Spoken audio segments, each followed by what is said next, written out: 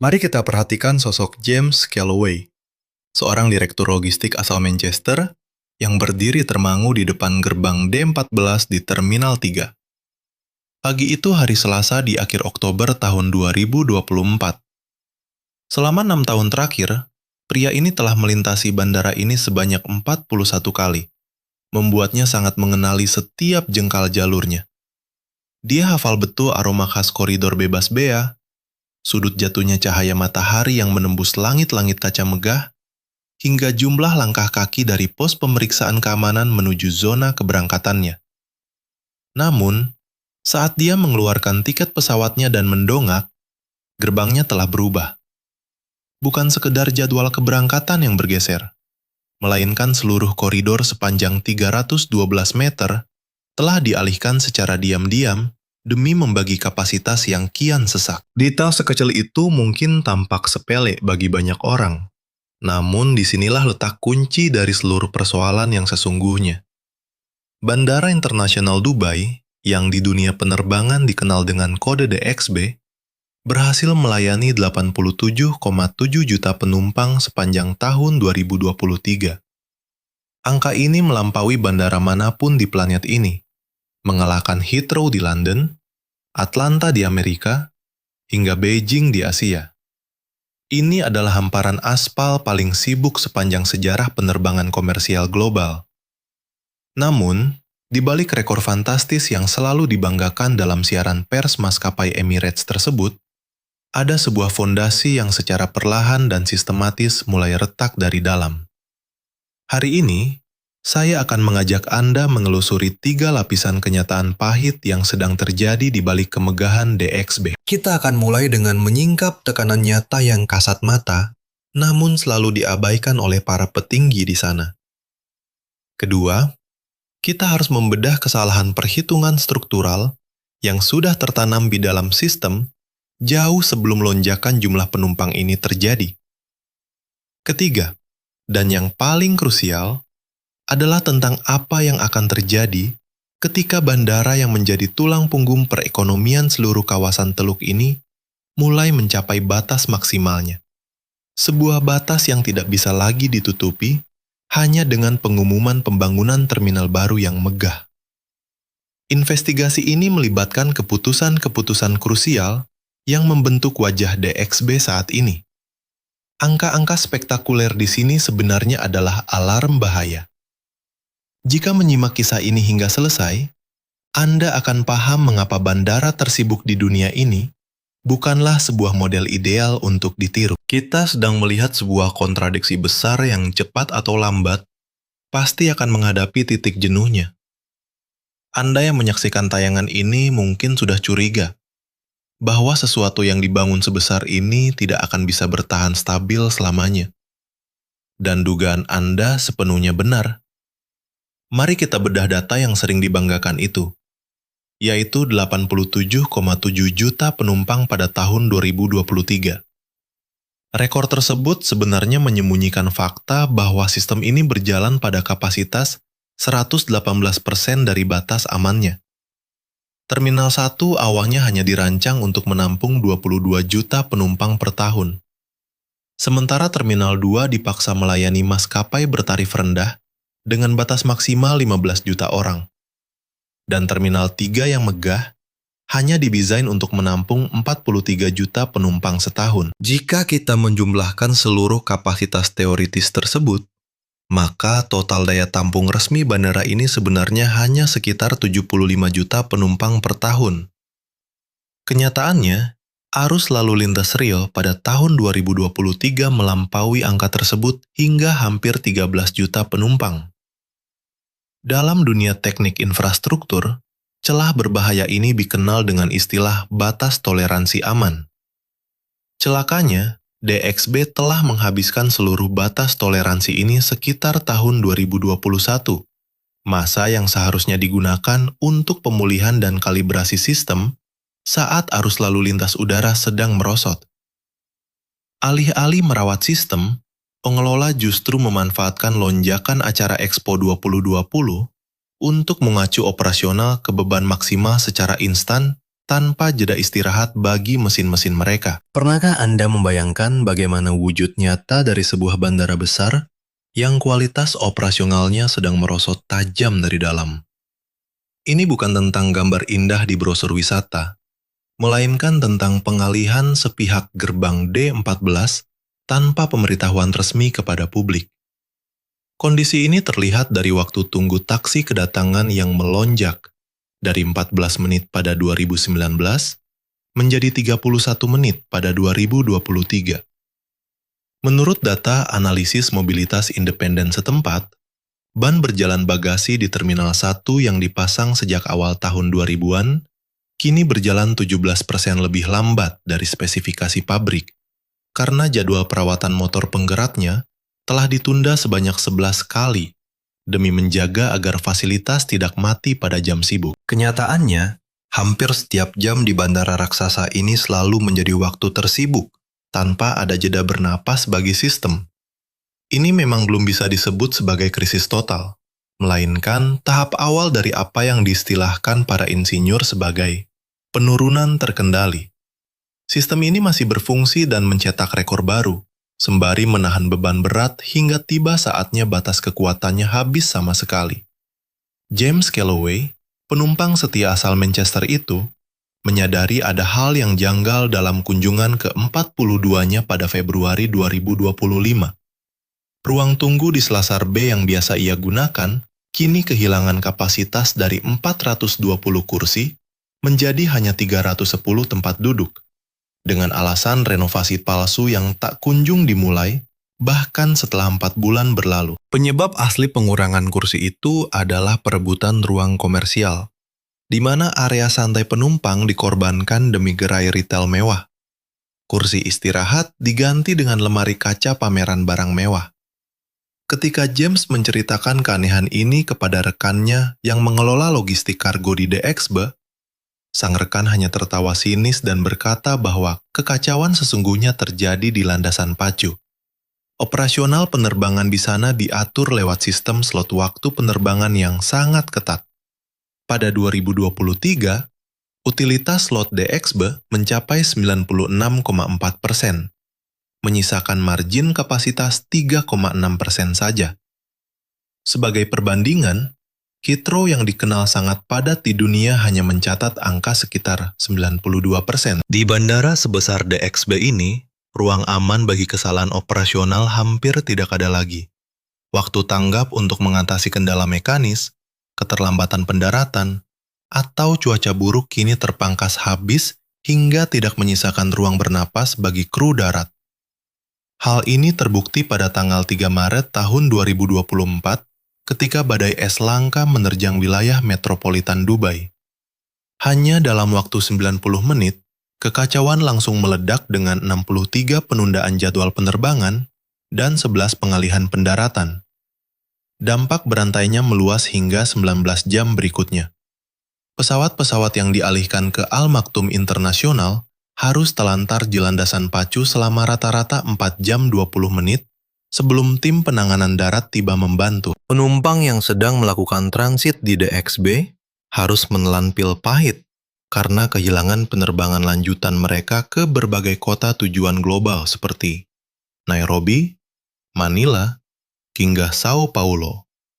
Kerugian akibat kompensasi akomodasi penumpang ditaksir mencapai $210 juta bagi seluruh maskapai yang terdampak, menurut laporan asuransi industri penerbangan pasca kejadian. Itu baru dampak dari badai es yang berlangsung singkat dalam 1 sore. Namun, sistem membutuhkan waktu hampir seharian penuh untuk bisa pulih kembali. Sekarang, mari Anda dan saya renungkan pertanyaan krusial ini.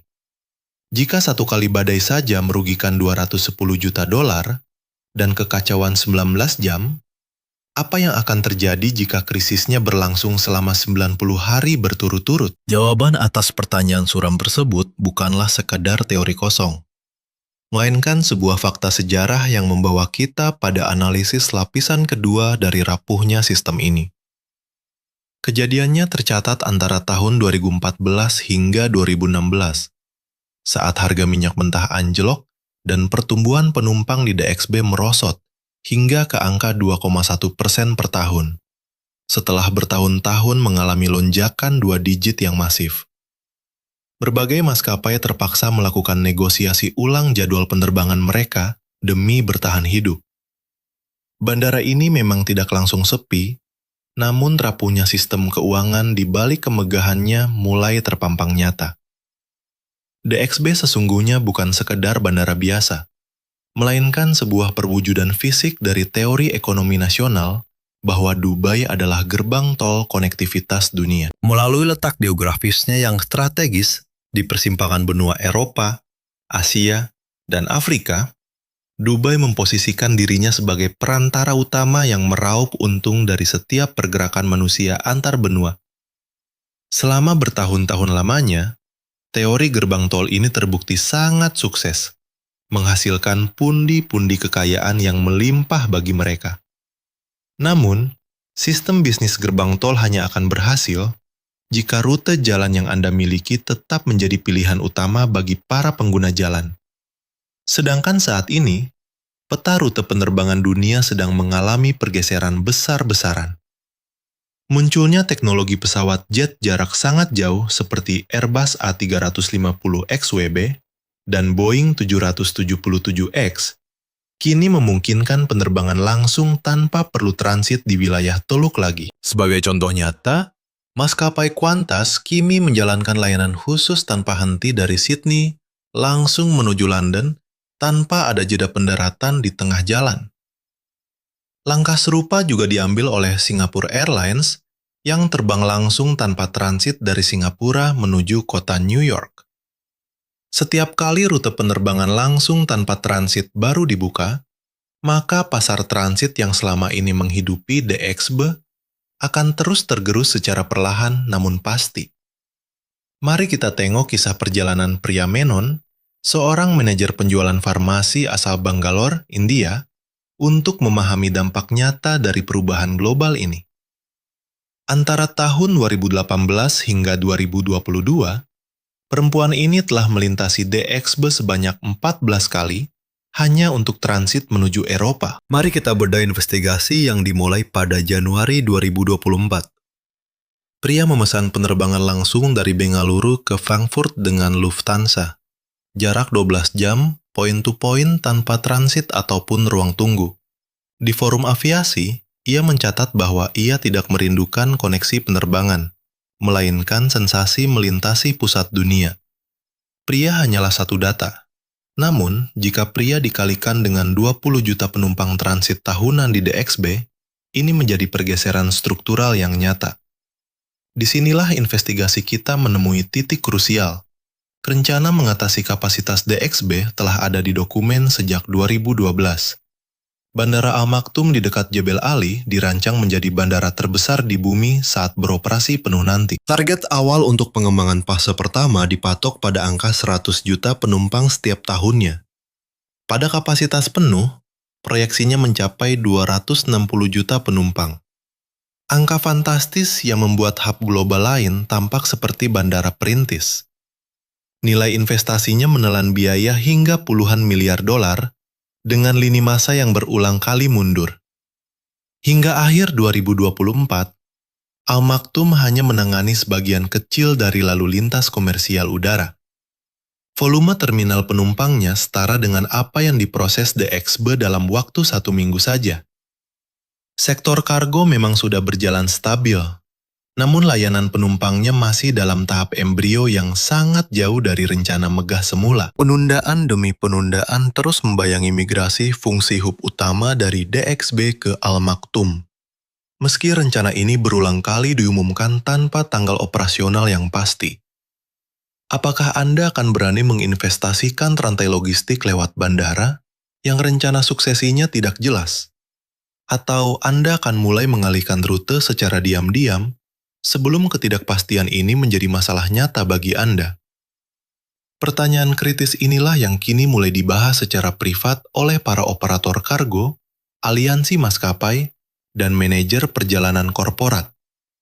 Memang belum disuarakan secara lantang, karena volume di DXB masih sangat besar Dan ekosistem di sekitarnya seperti hotel, zona bebas, dan jasa keuangan memiliki momentum yang terlalu kuat untuk berhenti hanya karena sebuah keraguan. Ketika pertanyaan semacam ini terus bergulir, ia mulai membentuk keputusan korporat bahkan sebelum jawaban pastinya tiba. Di balik itu semua, ada satu hal krusial yang tidak bisa diukur dengan angka statistik penumpang. Bandara sesungguhnya bukan sekedar landasan pacu atau terminal megah, melainkan sebuah rasa percaya. Ini adalah kepercayaan dari maskapai yang menempatkan 40 armada pesawatnya di satu hub. Kepercayaan korporasi yang membangun kantor pusat regionalnya di dekat terminal karena kedekatan itu dianggap aset strategis. Serta kepercayaan pelancong yang berani memesan penerbangan transit dengan jeda waktu 2 jam karena jaminan keandalan sistem. Kepercayaan ini tidak runtuh akibat satu peristiwa tunggal, melainkan hancur perlahan akibat akumulasi masalah yang terus menumpuk. Kekecewaan menumpuk pada kunjungan ke-42, saat ruang tunggu menyusut, atau badai es bulan Maret yang memakan waktu 19 jam. Jeda slot penerbangan pun kian sempit tanpa toleransi bagi situasi darurat. Biar saya perjelas, DXB tidak sedang runtuh. Angka mereka masih luar biasa, infrastruktur berjalan, dan Emirates tetap salah satu maskapai terkuat di dunia. Namun citra kebal krisis yang dicitrakan bandara ini mulai memperlihatkan retakan halus. Kerusakan ini tidak muncul dalam laporan tahunan atau forum aviasi, melainkan pada keputusan senyap profesional seperti James dan Priya, yang mulai mengalihkan rute perjalanan hidup mereka secara perlahan namun pasti. Saat sistem raksasa mulai menyerap keputusan-keputusan kecil ini, dampaknya pasti akan terasa cepat atau lambat. Pertanyaannya adalah, apakah mereka akan menyadarinya sebelum opsi berbenah menjadi jauh lebih sulit dibanding hari ini? Bandara tersibuk di dunia saat ini memang masih sibuk, namun itu tidak sama dengan aman dari ancaman senyap. Jika analisis ini membuka mata Anda tentang rapuhnya sistem besar, bagikan laporan ini kepada satu orang terdekat sebagai sebuah sudut pandang baru. Klik tombol subscribe dan aktifkan lonceng notifikasi agar Anda tetap menjadi bagian dari komunitas yang jeli melihat realitas infrastruktur di balik tajuk berita bombastis, sebelum narasi di media akhirnya berbalik arah. Jika Anda harus menjalankan bisnis melalui jalur DX hari ini, apakah Anda akan mulai menyiapkan rute alternatif secara diam-diam, atau memilih percaya bahwa arus lalu lintas raksasa ini akan bertahan? Tulis opini tajam Anda di kolom komentar. Sebagai catatan jurnalistik, seluruh isi laporan investigasi ini didasarkan pada laporan analisis strategis, estimasi data, serta skenario hipotetis terkait konteks ekonomi dan geopolitik global saat ini. Informasi ini disajikan murni untuk referensi, analisis mandiri, dan kepentingan dokumenter naratif, bukan merupakan saran finansial, hukum, ataupun investasi formal. Seluruh visualisasi dan materi pendukung yang digunakan berfungsi memperkuat argumentasi dalam laporan investigasi mendalam ini.